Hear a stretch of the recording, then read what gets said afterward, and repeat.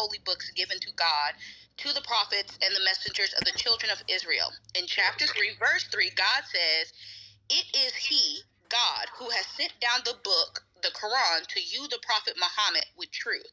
So if that is the case, why are you, I'm trying to understand, why are you trying to say that they're Christians versus them following? I can't understand the delineation being made simply because we've confirmed that the Quran has aspects of the Bible in it. Yeah, that is awesome, my sister, and I appreciate it. Go ahead, King. I just want to give her a shot. Right. So, Mrs., for instance, because examples are great, right? When we have actual examples. So, the Quran affirms that Jesus Christ, who they call Isa, is the Messiah. What is the Messiah? Does the Quran explain what the Messiah actually is, Mrs.? I'm not sure. I haven't fully read I'll tell the you. Quran. It does not. It does in somewhat. No, it does not, Patty. The Quran does not. Show me. Bring up the surah or the verse where the Quran defines the Messiah. I'll wait. It does not have it. There's no scripture in the Quran that tells you what the Messiah actually is, what he's here to do. None of it. It is not in the Quran. I will give anybody $1,000 worth of Bitcoin if you can show me where in the Quran it tells you what the Messiah actually is. It confirms that Christ is the Messiah. That is the only thing it does. It confirms it. But in order to understand what the Messiah is, you need to go back to the Torah and look at the Messianic prophecies and into the Injil, where the person who fulfilled those prophecies is Christ himself. But the Quran does not have the actual definition of the Messiah in it. Why do I bring that up, Mrs.? I bring it up because the Quran is not a book that is detailed in enough doctrines when it comes to theology, where it can be used as a standalone book to understand everything that came before it. So a lot of the time, people assume, without opening the Quran, like Patty just did, they assume the Quran has these things when it doesn't. What they're actually doing is they're hearing things from the Torah and the Injil, or the Bible, and ascribing those things from the Bible in the Quran. For instance, the Ten Commandments is not in the Quran. It's not there. King, you said something, so forgive me if I'm wrong. What I'm reading, it says in chapter 3, verse 45, Allah, for him is glory and praise, says the Quran. Chapter 3, the name of Imran, who was the father of Mary. 3:45, and mentioned when the angel said, "O Mary, indeed, Allah gives you good tidings of a word from him whose name will be Messiah, Jesus, the son of Mary, distinguished in the world and hereafter, and among those brought near to Allah." Is that, that's that verse you just said. So Patty is correct. What is that? So what that's is the definition. That's how. No. Hold on. Let's work with this. Mrs., what's the Messiah? Where is it at? It says in 3:45. What is the Messiah?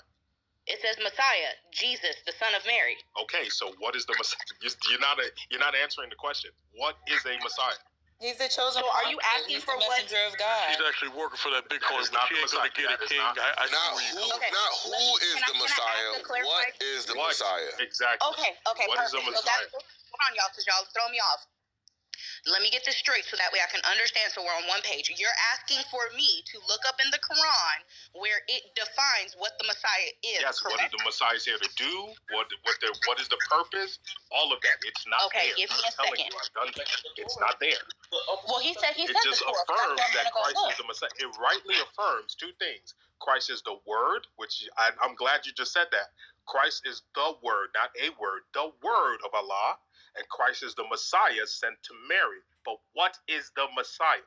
Only the Torah and the Injil describe in detail, multiple. There's over 300 Messianic prophecies in the Old Testament that tells us exactly what the Messiah is here to do and exactly what that Messiah should fulfill in terms of the person. It gets as detailed as the Messiah will come from Bethlehem.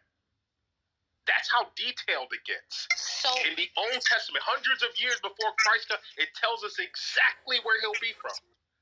So just off of a quick search, because I'm looking through, I have a thing pulled up where I can type in words and it pulls it up out of the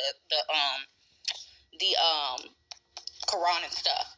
So looking explicitly, and this is where it gets weird for me with religion, because it says, like when I looked it up and it gave me a short chapter, it says, no, the Quran does not explicitly state the concept of the Messiah or Mashallah, or I'm probably pronouncing that wrong, so forgive me to any individuals I may have. Mashallah, you're good, but don't worry. So I did say it right. Yeah, Okay, you got it. Mashallah. You got it. However, the Quran... Keep cooking. So, however, though, the Quran does refer to Jesus as the Messiah at least 11 times. So, it's weird to argue the concept of a Messiah within a book, and you're trying to say we need to define it when it hasn't even explicitly defined what it is to the point that you're making. That's why I'm confused. Because, wait, you're telling me you can call somebody something without explaining what that something is? Well, we have words and definitions. We understand what they mean, but just because your book did not lay out... Understand. You just read the Quran, you wouldn't understand what a Messiah is. Let me, if you would allow me, just for 1 second. Umar, okay, I'll let you go. Oh, my bad, Umar. You can go after her, bro. So this is where it messes me up, because we can look across all of these different holy books and understand. If we know the Bible doesn't have to define what a virgin is for us to understand what a virgin is. The Bible and all these other books don't have to describe what a prophet is for us to understand what a prophet is. So in my mind, the same thing can be done for the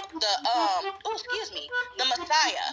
We all know what the definition of a Messiah is. It is carried across it has carried basically the same definition across eons, or at least as far as I know. If you know any different, okay, well then can you post where the definition of Messiah has changed? Ma'am, okay, so have you watched Dune? She just shifted the goalposts on you. Yes, she did. Why you let it happen? Well, no, you let it happen. You let it happen. You didn't call it out. I had to call it out. She's running you by the nose now. King, unless you're dread on. You getting led by the nose now, King. Concrete. We just you are right. Listen, if you The want Quran to go back. The Quran does identify the Torah and the Gospels as far as trying to define what a Messiah is. My mom's sitting right here and she's listening to y'all. So say hi, mommy. I'm confused. Hey, what's up, Mrs. Patty?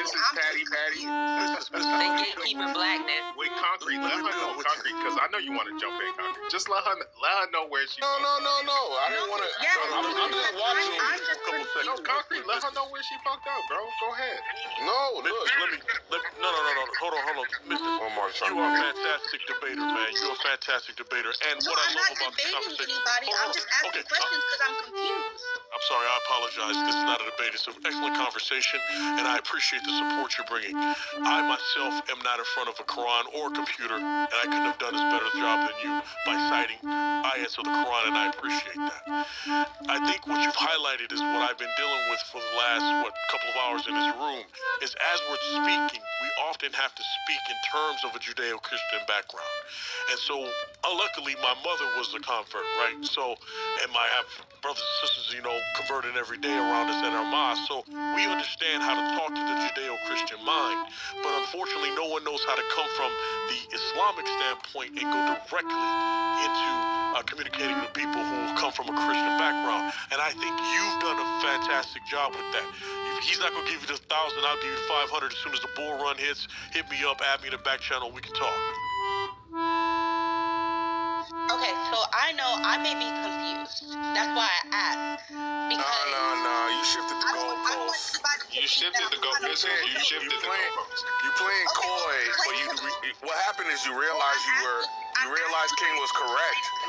You realized King was correct, then you got into your word salad game, and then you shifted the burden onto him. So the burden on anybody was to find the definition of the Messiah in the Quran. Find a definition. You went on to your ramble, jibble jabble, and then you said, oh, here's the word Messiah. It's like, yeah, great, you got the word, now tell us what it means. And you then went on to say, well, we don't need to do that because we understand meanings from other contexts, other literature, other